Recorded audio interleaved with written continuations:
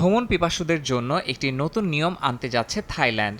বিমান, স্থল কিংবা জলপথ যে কোনো মাধ্যমে আগামী 1 মে থেকে দেশটিতে পা রাখার আগে প্রতিটি বিদেশি নাগরিককে একটি ডিজিটাল ফর্ম পূরণ করতে হবে। থাইল্যান্ড ডিজিটাল অ্যারাইভাল কার্ড বা TDAC ছাড়া আর কেউ দেশটিতে প্রবেশ করতে পারবে না বলে জানিয়েছে দেশটির পর্যটন ও ইমিগ্রেশন কর্তৃপক্ষ।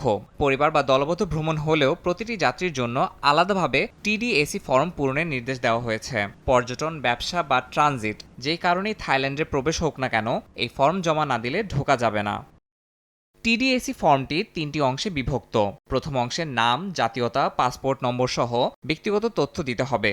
দ্বিতীয় অংশে থাকবে যাত্রা সম্পর্কিত তথ্য যেমন ফ্লাইট নম্বর ও থাইল্যান্ডে থাকার অস্থায়ী ঠিকানা। তৃতীয় অংশে যাত্রীর স্বাস্থ্য সংক্রান্ত তথ্য দিতে হবে যেমন কোনো অসুস্থতা আছে কিনা বা চিকিৎসাধীন অবস্থায় আছেন কিনা। এই ফর্ম যাত্রার অন্তত 72 ঘন্টা বা 3 দিন আগে অনলাইনে পূরণ করতে হবে। ফর্ম জমা দেওয়ার পর সব তথ্য সঠিকভাবে পূরণ হয়েছে কিনা তা যাচাই করতে হবে। নিরাপত্তার স্বার্থে পূরণ করা TDAC ফর্মের একটি প্রিন্ট কপি সঙ্গে রাখার পরামর্শ দিয়েছে থাই কর্তৃপক্ষ। যারা দীর্ঘ সময় অবস্থান করবেন তাদের জন্যও রয়েছে বিশেষ নির্দেশনা। থাইল্যান্ডে কেউ যদি 90 দিনের বেশি সময় অবস্থান করেন তাহলে প্রতি 90 দিন অন্তর নিকটবর্তী ইমিগ্রেশন অফিসে গিয়ে নিজের অবস্থান সম্পর্কে লিখিতভাবে জানাতে হবে। থাই কর্তৃপক্ষ বলছে নতুন এই ডিজিটাল পদ্ধতির মাধ্যমে প্রবেশ প্রক্রিয়া আরও সহজ, দ্রুত এবং নিরাপদ হবে।